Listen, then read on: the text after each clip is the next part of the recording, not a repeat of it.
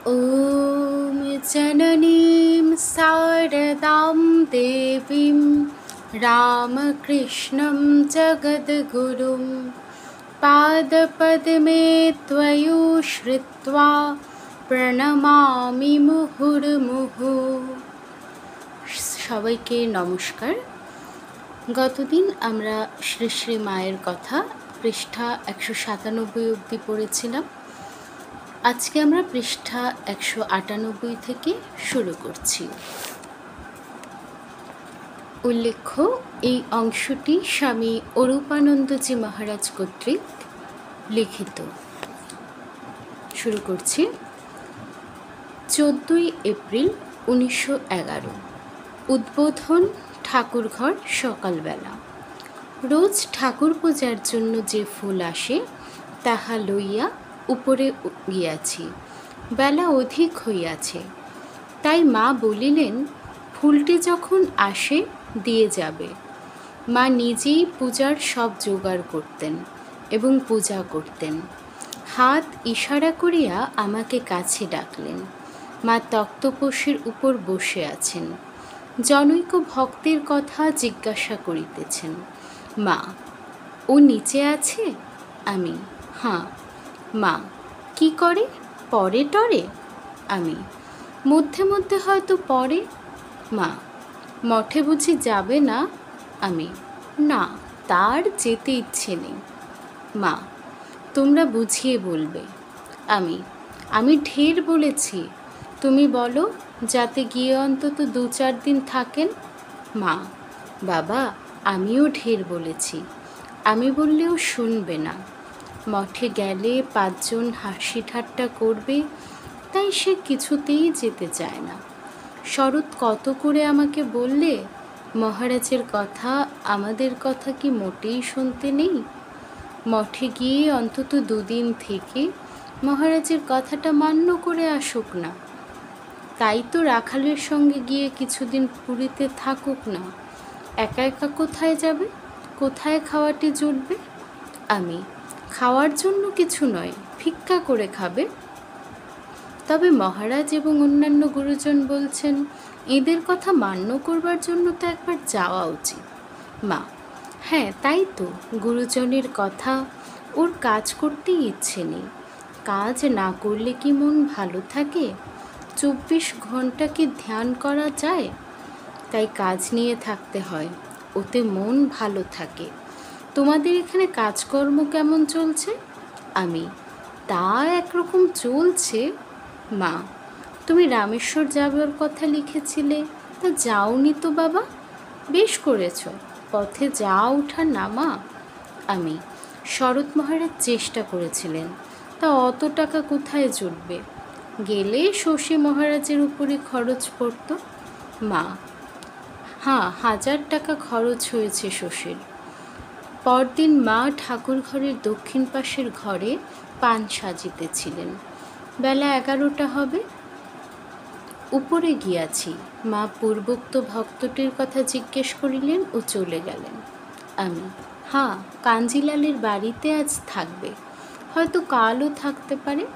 শরৎ মহারাজ বললেন, যদি অভিমান অহংকার করে গিয়ে থাকে তো দিন দিন আরও খারাপ হবে।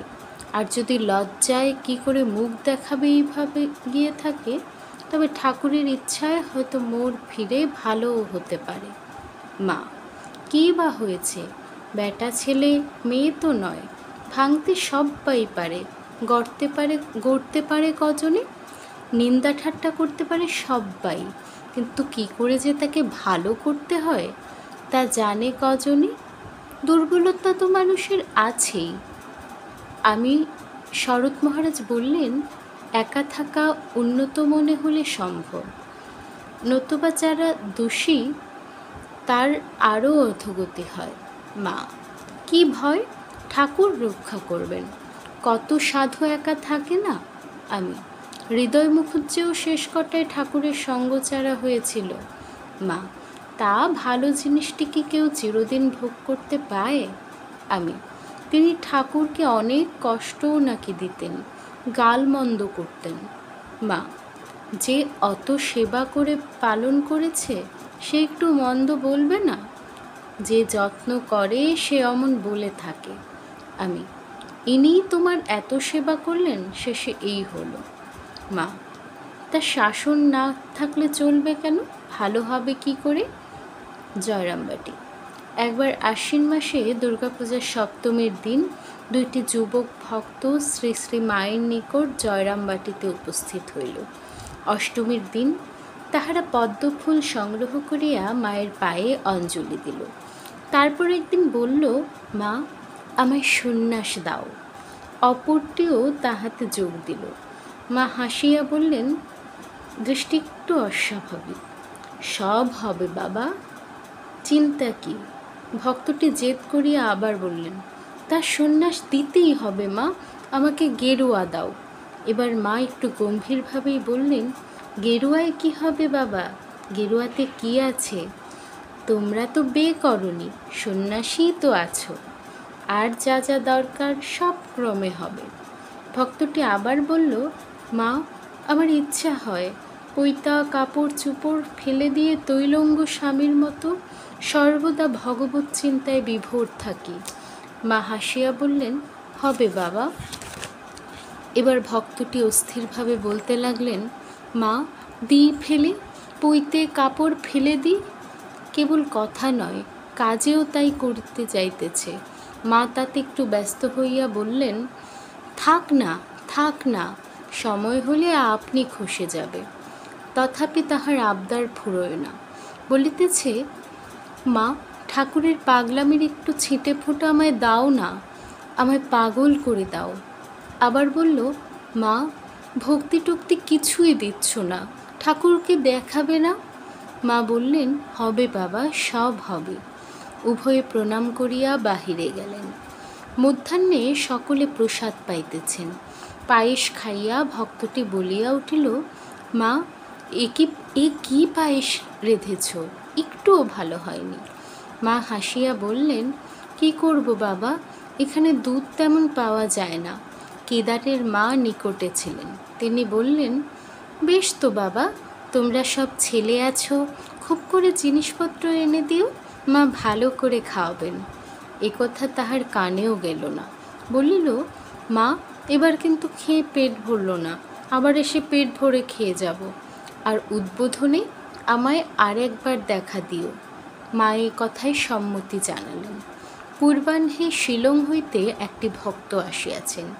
শ্রী শ্রী মায়ের অবতার তত্ত্বে নিঃসন্দেহ হইবার জন্য ইনি পণ করেন। 7 বার মাকে স্বপ্নে দর্শন না পাইলে দর্শনে যাইবেন না।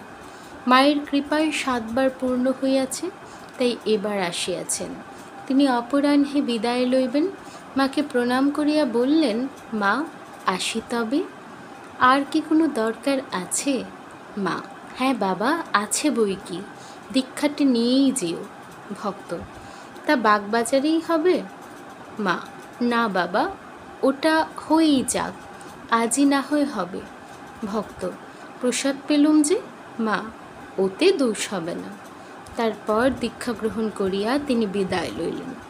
জয়রামবাটি হইতে বাড়ি আসিয়া পূর্বোক্ত খ্যাপা ভক্তটির মনোভাবে ক্রমশ খুব পরিবর্তন হইতে চলিল। ঠাকুরের দর্শনের জন্য সে অস্থির। শ্রী শ্রী মা ইচ্ছা করিলেই ঠাকুরের দর্শন করাইতে পারেন, অথচ দেখাইতেছেন না। এই বিশ্বাসে তাহার মনে বড় অভিমান হইয়াছে। অত্যন্ত বিরক্তিভাবেই সে পুনরায় জয়রামবাটি গিয়া মাকে বলিল, মা, ঠাকুরকে দেখাবে না? মা স্নেহ মাখা স্বরে বললেন, হবে বাবা, ব্যস্ত কেন হচ্ছ? তাহার আর সহ্য হল না। ক্রুদ্ধ হইয়া বলিলেন, কেবল ফাঁকি দিচ্ছ? এই নাও তোমার জপের মালা, আমি আর কিচ্ছু চাইনি। এবং জপের মালা মায়ের দিকে ছড়িয়ে দিলেন। মা বললেন, আচ্ছা থাক, ঠাকুরের ছেলে হয়ে থাকো। সে কিন্তু আর অপেক্ষা করিল না, চলিয়া গেল। কোয়ালপাড়া মাঠে তাহার মালা গচ্ছিত রহিল। ইহার পর ভক্তটি রীতিমতো পাগল হয়। সব মহারাজদিগকে গালাগাল দিয়ে পত্রাদি লিখিত, শ্রী শ্রী মাকেও কটূক্তিপূর্ণ পত্র লিখিত। তাহার নানা উৎপাতের জন্য সে মারও খাইয়াছিল। এই ভক্তটি সম্বন্ধেই আমি মাকে জিজ্ঞেস করিয়াছিলাম, মা, সে কি মন্ত্র ফেরত দিয়েছিল? মালা তো ছুঁড়ে মারল, মন্ত্র কি কখনো ফেরত দিতে পারে? মা, তা কি কখনো হয়? এ সজীব মন্ত্র, ও কি ফেরত হয়? যে মন্ত্র একবার পেয়েছ, মহামন্ত্র, যার উপরে একবার ভালোবাসা হয়েছে, তা কি কখনো যায়? ও একদিন না একদিন যখন প্রকৃতস্থ হবে, তখন এদের সবার পায়ে ধরবে। আমি, মা, কেন এমন হয়? মা, তা হয়ে থাকে। এক গুরুই কতজনকে মন্ত্র দেন? সবাই কি সমান হয়? যে যেমন আধার, তাতে তেমনই বিকাশ হয়। ও জয়রামবাটিতে বললে, মা, আমায় পাগল করে দাও। আমি বললুম, পাগল হবে কেন? অনেক পাপ না হলে কি পাগল হয়? বলে, আমার ছোট ভাই ঠাকুরকে দর্শন করেছে, আমায়ও দেখিয়ে দাও। আমি বললুম, সাদা চোখে কে কবে দেখেছে? তবে চোখ বুজে দেখতে পারে, চোখ বুঝলেও ছবি মনে পড়ে। ছেলে মানুষ হয়তো, তাই দেখে ভাবছে ঠাকুর দেখছি। বললুম, তা তুমিও সাধন ভজন করো, তাঁকে প্রার্থনা করো, তোমারও দর্শন হবে। মানুষ আপন মনে জানতে পারে সে কতদূর এগিয়েছে, কতদূর জ্ঞান চৈতন্য হয়েছে, অন্তরে অন্তরে বুঝতে পারে যে কতদূর তার ঈশ্বর লাভ হয়েছে। নতুবা সাদা চোখে কে দেখেছে? উদ্বোধনে ধমক খাইয়া ভক্তটি বাগবাজারে গঙ্গার ধারে পড়িয়া থাকিত, কখনো বা উদ্বোধনে রোয়াকে বসিয়া থাকিত। আসিলে দুপুরে রোয়াকে বসিয়াই দুটি খাইয়া যাইত। এইভাবে কিছুদিন গত হইলে একদিন নানা প্রকারে বুঝাইয়া রাজি করাইয়া শ্রী শ্রী মায়ের অনুমতিক্রমে তাহার নিকট লইয়া যাওয়া হল। মা তাকে বুঝাইতে লাগিলেন, ঠাকুর বলতেন, যারা আমাকে ডাকবে তাদের জন্য আমাকে অন্তিমে দাঁড়াতে হবে। এটি তার নিজের মুখের কথা। তুমি আমার ছেলে, তোমার ভয় কি? তুমি কেন এমন পাগল হয়ে চলবে?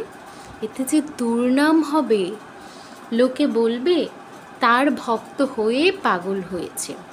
তোমার কি এমন করা উচিত যাতে তার দুর্নাম হয়? যাও, বাড়ি যাও, 10 জনে যেমন আছে বেশ খাও দাও। যখন তোমার দেহ যাবে, তখন তিনি ঠিক দেখা দিবেন। কে তাকে প্রত্যক্ষ দেখছে বলো না?